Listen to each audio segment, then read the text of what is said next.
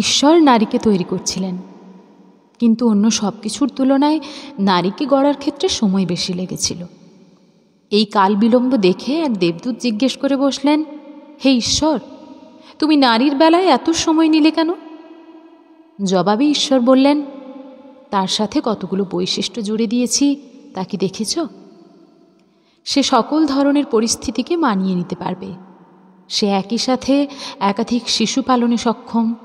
তার একটি প্রেমময় চুম্বনে যেমন ক্ষতবিক্ষত হৃদয় সেরে উঠবে, তেমনি ভাঙা হাঁটু বল ফিরে পাবে দৌড়ানোর জন্য। সে টানা 24 ঘন্টা সেবা দিতে সক্ষম। এত কিছু সে করবে, কিন্তু তার থাকবে মাত্র 2টি হাত। দেবদূত বিস্মৃত হয়ে বলে, 2টি হাত মাত্র? এ তো অসম্ভব। নিশ্চয়ই এর গঠনে বিশেষ কিছু আছে। দেবদূত এবার নারী অবয়বের কাছে গেল, স্পর্শ করে দেখল। কিন্তু হে ঈশ্বর, তুমি তো একে নরম কোমল করে বানিয়েছ। হ্যাঁ, সে কোমল, কিন্তু আমি তাকে শক্তপোক্ত করে গড়েছি। এমনকি তুমি ধারণাও করতে পারবে না তার সহ্য সীমা কতখানি। দেবদূতের আবার প্রশ্ন, সে কি চিন্তা করতে পারে? সে শুধু চিন্তা নয়, কারণ অনুসন্ধান এবং সমাধান দিতে প্রস্তুত। দেবদূত নারী অবয়বটিকে আরও ভালো করে পরখ করে দেখল। হে ঈশ্বর, এ তো ছিদ্রযুক্ত। ঈশ্বর তাকে আশ্বস্ত করে বললেন, চিন্তা করবে না বৎস।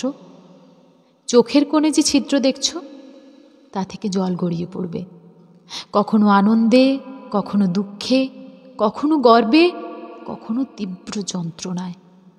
বক্ষ বরাবর যে ছিদ্রযুগল দেখছ, তা অমীয় ধারা, যা পান করে প্রজন্মের পর প্রজন্ম বেড়ে উঠবে। আরও যে গিরিপথ দেখছ, সেখানে রেখেছে হিমালয় সমান রহস্য। দেবদূত এবার অভিভূত। ঈশ্বর, তুমি সত্যিই গুণী।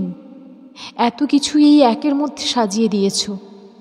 একজন নারী তবে বিস্ময়কর বিষয়। হ্যাঁ, অবশ্যই নারী বিস্ময়, এবং তার ভালোবাসা হবে নিঃস্বার্থ। দেবদূত বলল, তাহলে একজন নারী সব দিক থেকেই পরিপূর্ণ? ঈশ্বর বললেন, না, সে পরিপূর্ণ নয়। এরও একটা অপূর্ণতা আমি রেখে দিয়েছি, আর তা হলো সে প্রতিদান চাইতে জানবে না।